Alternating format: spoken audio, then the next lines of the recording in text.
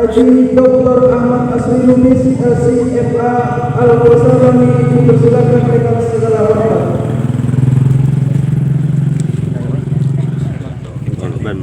Meja, angkat meja. Bismillah.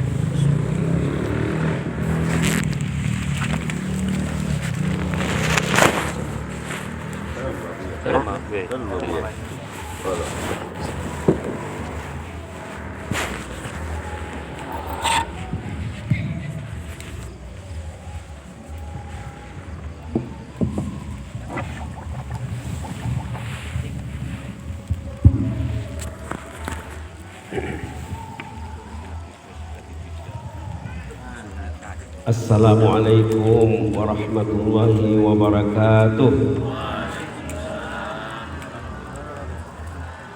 Bismillahirrahmanirrahim. Alhamdulillahirabbil alamin. Wa bihi nasta'in ala umuri dunya waddin.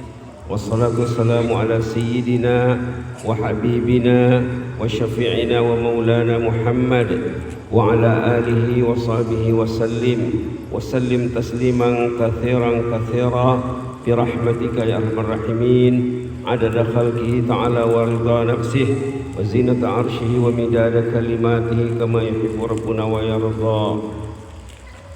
Yang kita hormati bersama semua perwakilan dari sama ada dari kantor camat Panti ataupun dari kantor wali negara Panti dan dari barisan pengurus Nahdlatul Ulama Nagari Panti dan Kabupaten Pasaman serta ulama-ulama ini mama jadi pandai yang didulukan selangkah dan ditinggikan sarantiang. Baiklah, itu saja mukadimah saya karena malam sudah larut ya. Pertama sekali tadi dari PBNU telah menyatakan saya ini bukannya orang asing ya. Memang saya datang dari Brunei. Saya di luar negeri sejak 1980. Lumayan lama ya. Baru kemarin pulang. Tapi SD-nya dulu di SD Tanjung Medan. Belum ada SD Petok waktu itu. SD Tanjung Medan, belum ada SD Petok. Baru satu SD. Dari Padang Aleh sampai ke Pasar Mapun, satu SD saja, SD Tanjung Medan. Kemudian tamat SD, dulu SR lagi, bukan SD. Dulu SR, sekolah rakyat. Kemudian diantar ke Cubadak PG Amis bersama almarhum Buya M. Jana Lubis.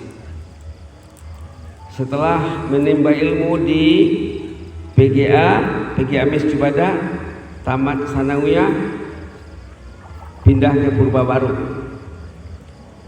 Dari Cubadak kelas 4 pindah ke Purba Baru kelas 2 turun.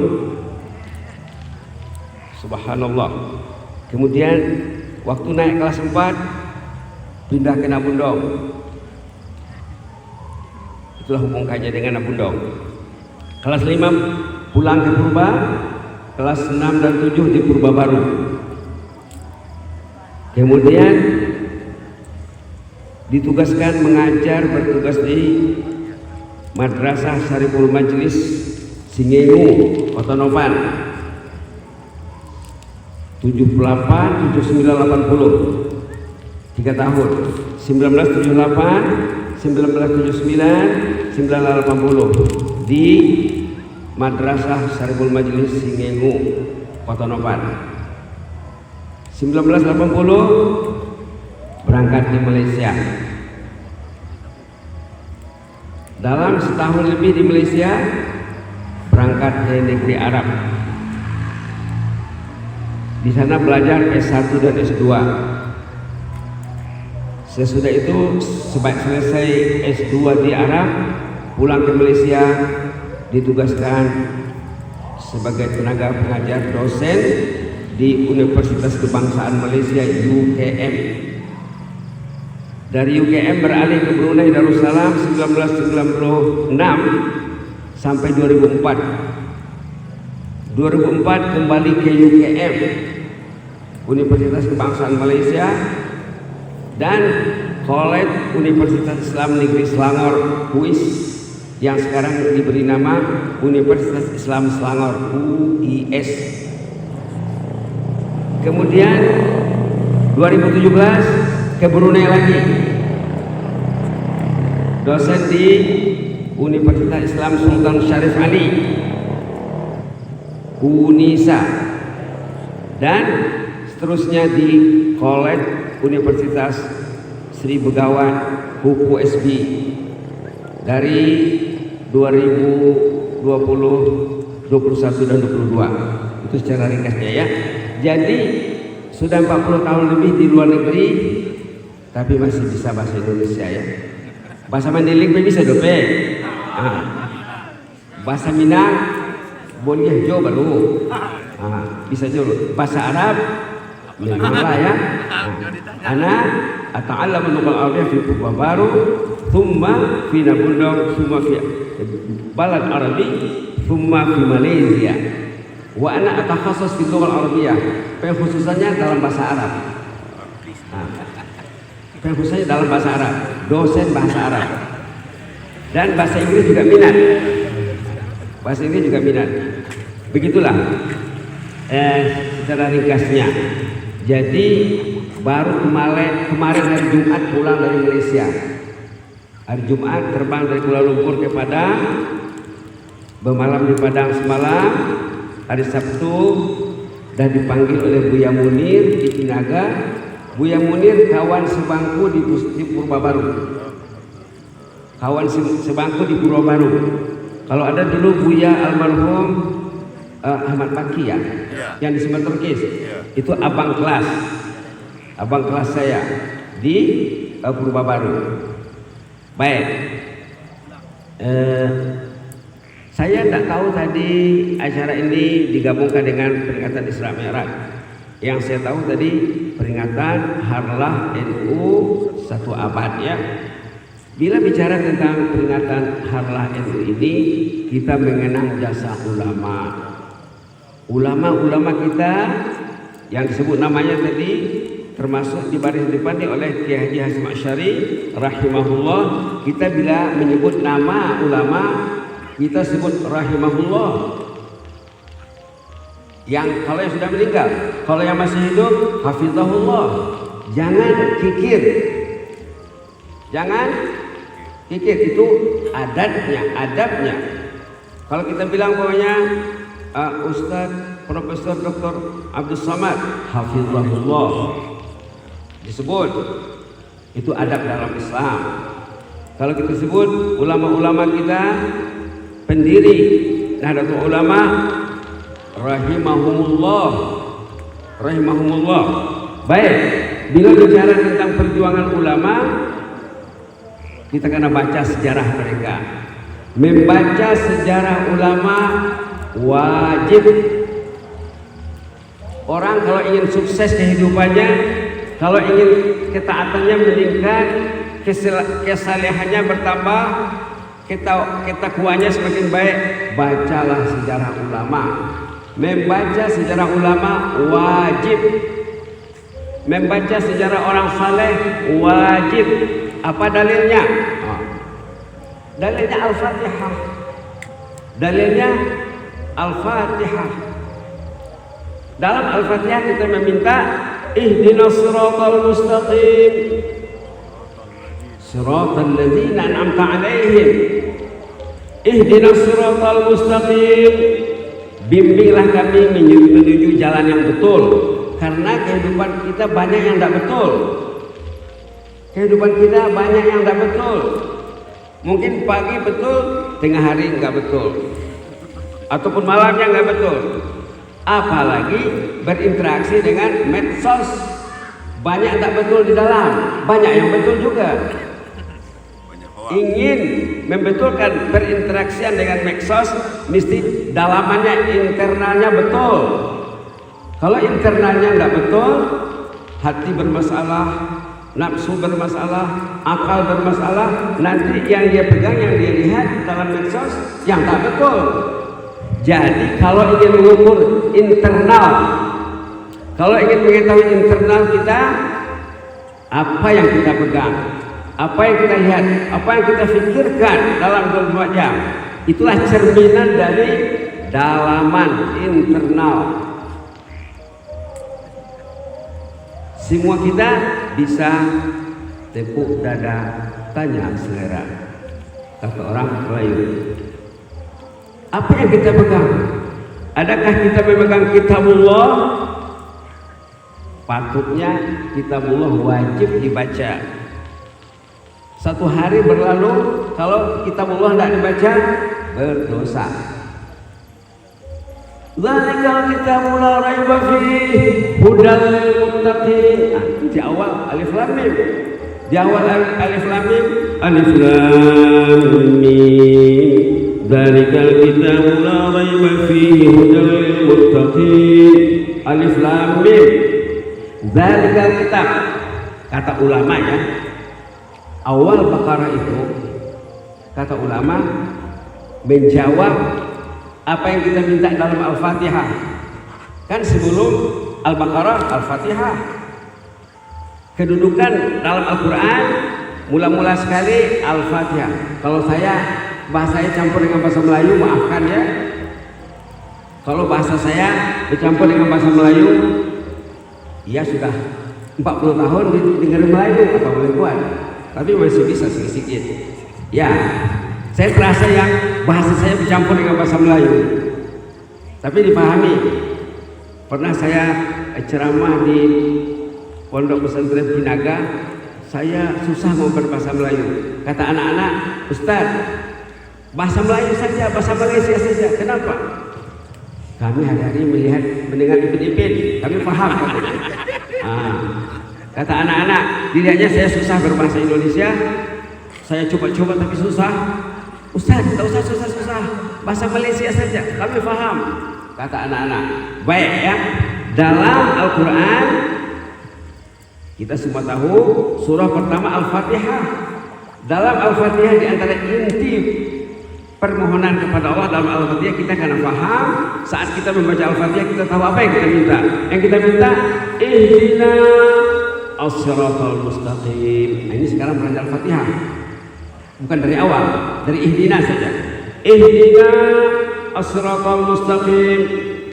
Bimbinglah kami menuju jalan yang lurus. Ihdina.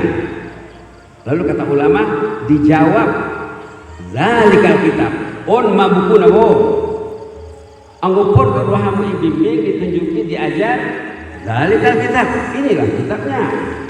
Hudan lil muttaqin. Panduan hidup, the way of life. Lil muttaqin, bagi ahli takwa. Jadi ada koneksi yang kuat antara Al-Fatihah dengan awal Baqarah.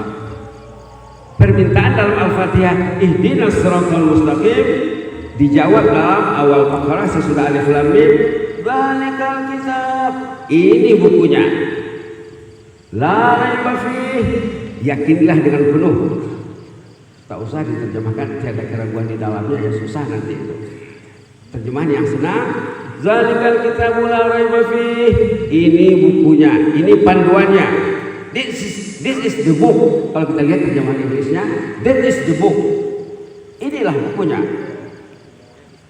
La raiba fihi, yakinilah dengan penuh. Macam mana ingin yakin kalau nggak dibaca? Macam mana ingin yakin kalau nggak dipegang? Hudan lil muttaqin, panduan hidup bagi ahli takwa. Panduan, pedoman, tuntunan, hidayah. Kalau tidak dibaca, berarti tidak ada maknanya. Jadi mesti dibaca. Itu satu ya. Yang kedua seperti yang dikatakan tadi, dalam Fatihah juga kita meminta ihdina as-siratal mustaqim, bimbinglah kami menuju jalan yang lurus. Jalan siapa? Siratal ladzina an'amta 'alaihim. Jalan hamba Allah yang dipilih Allah, yang confirm, yang pasti mendapat nikmat. Siapa mereka? Dijawab dalam ayat 69 surah An-Nisa, minan nabiyyin was-siddiqin wasyuhada was-salihin. 4 kategori manusia. Para nabi, minan nabiyyin was-siddiqin, para siddiqin, wasyuhada, para syuhada, was-salihin. Was-salihin ini termasuk di dalamnya pemimpin-pemimpin kita yang mendirikan organisasi Nahdlatul Ulama, pejuang-pejuang yang mengendalikan sekolah-sekolah, pondok pesantren, termasuklah pondok pesantren yang terdekat dengan kita, Ponpes Mustafawiyah Purba Baru, yang lebih tua daripada Nahdlatul Ulama. Belum ada itu, Ponpes Purba Baru sudah ada. Itu kelebihan Madinah dan Madaini. Kita lebih ke depan lagi. Ponpes Purba Baru sudah lebih dalam 10 tahun yang lalu, peringatan 1 abad. Ponpes Purba Baru dalam 10 tahun yang lalu memperingati 1 abad. Telah dirintis oleh Syekh Almarhum Mustafa Husain Nasution rahimahullah. Kemudian diiringi oleh Syekh Abdul Halim Khatib Lubis rahimahullah. Saya dididik oleh yang kedua. Saya tidak ketemu dengan yang pertama. Saya dididik, diasuh oleh Syekh Abdul Halim Khatib rahimahullah. Taringan Bapak Purba, tamat Purba, mula matu kampung, sampai maman tayuga. Ayah, awak tamat mau dah. Sundia do mawon. Bu, asal dari sampai ayah mulai Purbaan. Ini sampai lang doau. Mula waktu Purba, ayah, awak tamat mau mula ke kampung. Sangat abainanku pandukan di ayah dengan aman tai kampung. Pade me, dikis me aman tu soni. Son mai tajolo. Berkhidmat dengan ayah Abdul Halim Khatib rahimahullah. Kemudian ada permintaan guru dari Singengu, Kota Nopan. Panitia sekolah serpun majelis Singengu, Kota Nopan datang ke Purba meminta guru. Mereka ada murid 300 orang, ada sekolahnya permanen 2 tingkat, tapi tenaga pengajarnya kurang. Roma panitia sekolah manggil guru ke Purba. Pala dengan mantah almarhum Imada Amang. Sebenarnya giliran mau dia mau mengajar bagus ini dengan bimbingan Syekh Abdul Halim Lubis Rais Mu'allimin rahimahullah.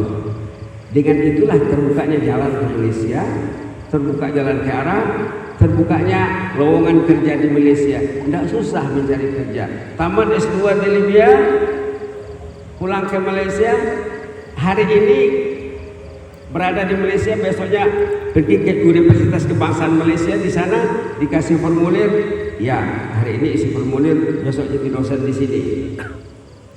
Itu karena taat kepada guru tadi, dimudahkan Allah semua urusan. Demikian juga kerja ke Brunei. Itu sedikit tentang Syekh Abdul Halim ya. Jadi kembali kepada Al-Fatihah tadi, kita wajib belajar sejarah ulama, sejarah Syekh Mustafa Husain. Kita mesti gali sejarahnya. Banyak tulisan, banyak kajian, banyak penyelidikan yang sudah dibuat tentang ulama-ulama kita. Syekh Abdul Halim Khatib juga banyak sejarahnya sudah ditulis, terutama di Binara Gading di universitas ya. Mungkin tesis S1, S2, S3 banyak ditulis oleh anak-anak kita. Perlu kita pelajari, kita ambil intinya. Intinya apa? Kalau bukan karena ulama-ulama yang mendahului kita, kalau bukan karena perjuangan Syekh Mustafa Husain Nasution, mungkin kita tidak tahu jadi apa. Karena dari sanalah lahirnya ulama-ulama yang ada sekarang. Ada contohnya di Pinaga, Buya Munir murid purba baru. Ada di sini, ada di mana-mana, adalah hasil dari perjuangan ulama-ulama kita. Jadi kita wajib belajar dari sejarah, wajib menggali sejarah, wajib mengembangkan gagasan-gagasan dan ide-ide ulama kita yang dahulu, sama ada secara perbuatan ataupun secara tulisan ataupun secara dakwah, bil qaul ataupun bil lisan. Bil lisan wa bil jihad fi'li wa bil infaq wa bi ghairi zalik. Sama ada dengan lisan, dengan jihad perbuatan ataupun dengan menginfakkan apa yang ada pada kita untuk perjuangan mereka. Baik ya, jadi wajib belajar tentang sejarah ulama. Alasannya dari Al-Fatihah, ihdinas siratal mustaqim, bimbinglah kami menuju jalan yang lurus, jalan yang betul, siratal ladzina an'amta alaihim, jalan golongan hamba pilihan Allah yang pasti mendapat nikmat Allah. Itu tadi 4 ya, minan nabiyyin, para nabi,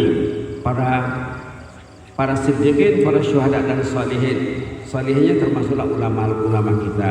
Jadi kita wajib mengenang jasa mereka, wajib mempelajarinya. Demikian juga ulama-ulama yang sebelumnya. Dari mana ulama-ulama kita mendapat ilmu? Semua mereka pada umumnya lahir dari Mekah, lahir dari Mesir, lahir dari negara lain. Kalau sekarang macam dari Sudan, dari Maroko, dari Jordan, dari Syria, dari Pakistan, malah dari Turki. Hebatnya anak-anak sekarang ya. Nah, ada orang, mungkin ada anak saudara yang mungkin belajar di Turki, saya dengar. Kita mesti tahu sejarahnya. Baiklah, kalau kita kembali kepada ulama-ulama terdahulu, para sahabat, para tabi'in, mereka juga perlu kita gali sejarahnya, perlu kita singkap buah pikiran mereka. Saya nak ambil satu contoh. Seorang ulama tersohor namanya Al-Fudail bin Iyad. Kalau nggak bisa dengar, itu silap sendiri. Ulama tersohor Al-Fudail bin Iyad rahimahullah. Kalau dilihat di YouTube nanti, saya pernah ceramah YouTube tentang Al-Fudail bin Iyad, lebih 90 siri, lebih 90 serial ceramah tentang Fudail bin Iyad. Pergi ke YouTube, Ustaz Asri Channel, Ustaz Asri Channel, yang bikin orang Brunei, bukan saya. Saya ceramah dan mereka masukkan di YouTube. Boleh dilihat, lebih 90 serial ceramah tentang Al-Fudail bin Iyad. Kita nak ambil satu sejarah dari Fudail bin Iyad. Lanjut so. Biar unggal licin.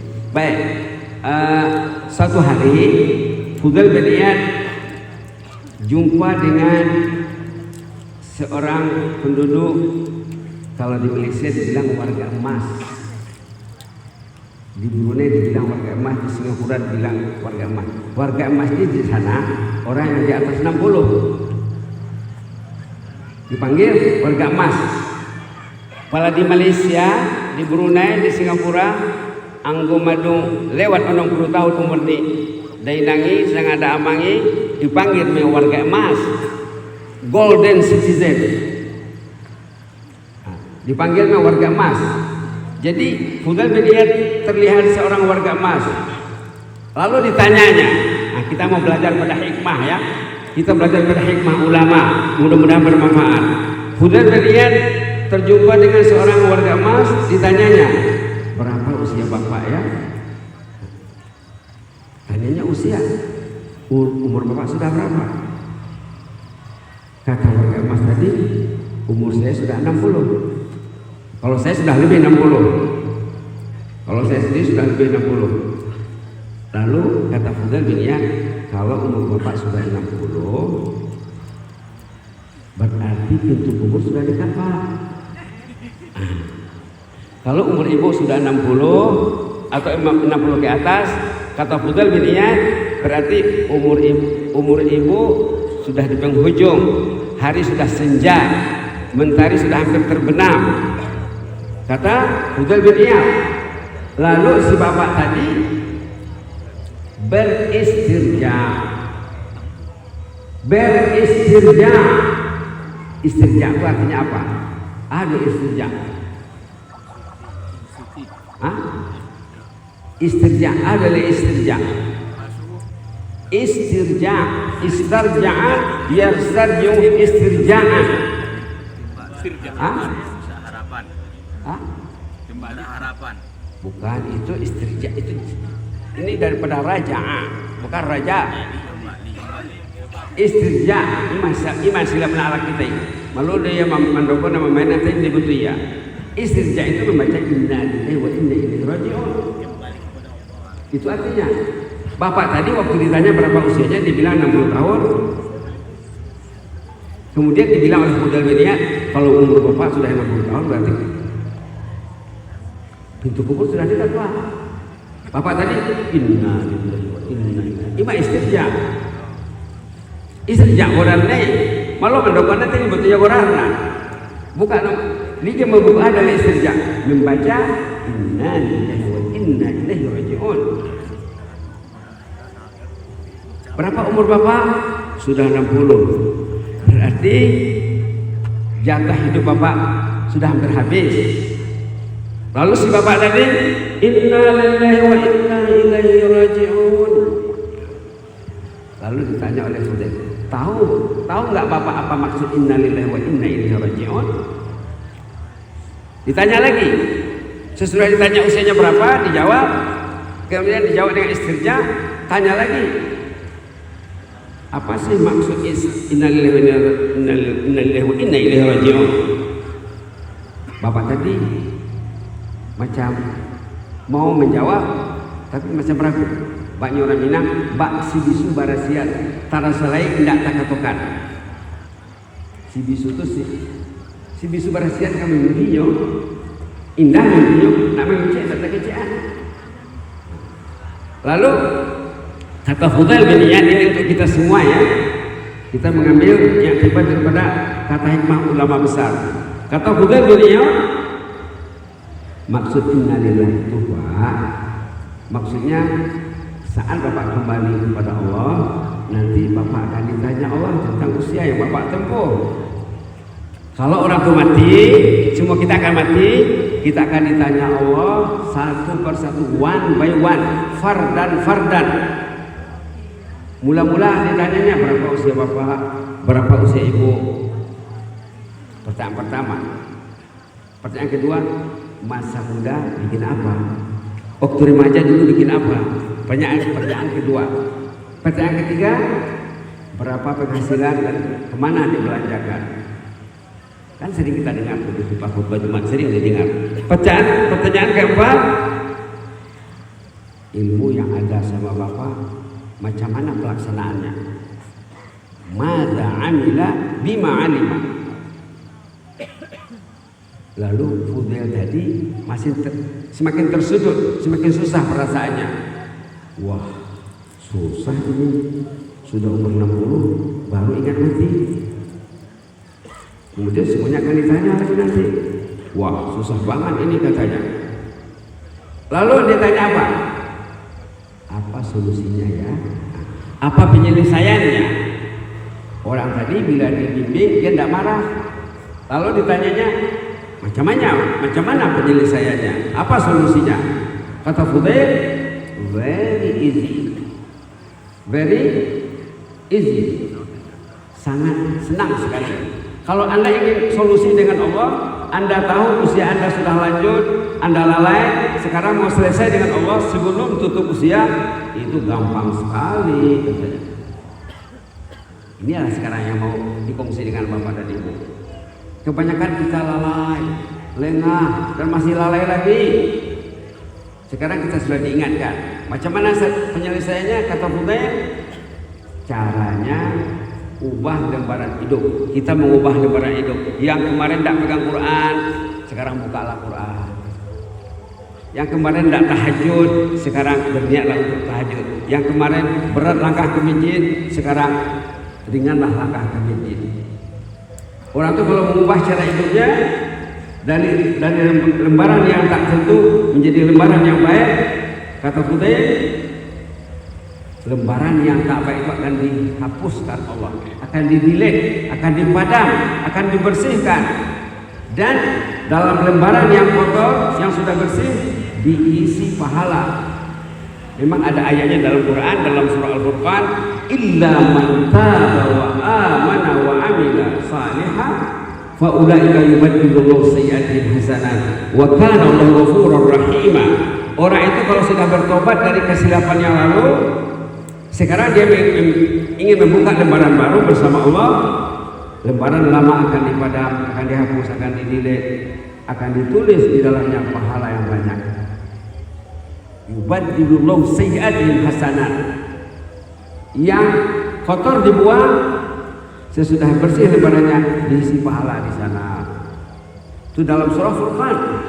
Kalau kita lihat dalam ayat lain, macam dalam surah Ghafir, orang yang sudah bertobat dari kesilapan yang lalu, malaikat pemikul aras akan mendoakan. Orang itu akan didoakan malaikat pemikul aras, alladzina yahmiluna al-arsya wa man hawlahu yusabbihuna bihamdi rabbihim wa yu'minuna bihi wa yastaghfiruna lilladzina amanu rabbana wasi'ta kulla syai'in rahmatan wa 'ilma faghfir lilladzina tabu wattaba'u sabilaka wa qim 'adzabal jahim. Ini mesti dibuka Quran nanti Pak ya. Surah Ghafir ayat 7, 8 dan 9. Kategori manusia, golongan manusia yang malaikat mendoakannya 24 jam. Orang yang mendapat doa malaikat 24 jam. Siapa yang tak mau? Semua kita mau. Disebut dalam surah Ghafir ayat 7, 8 dan 9. Malaikat mendoakan orang yang bertaubat. Tengok isi doanya. Faghfiril ladzina tabu.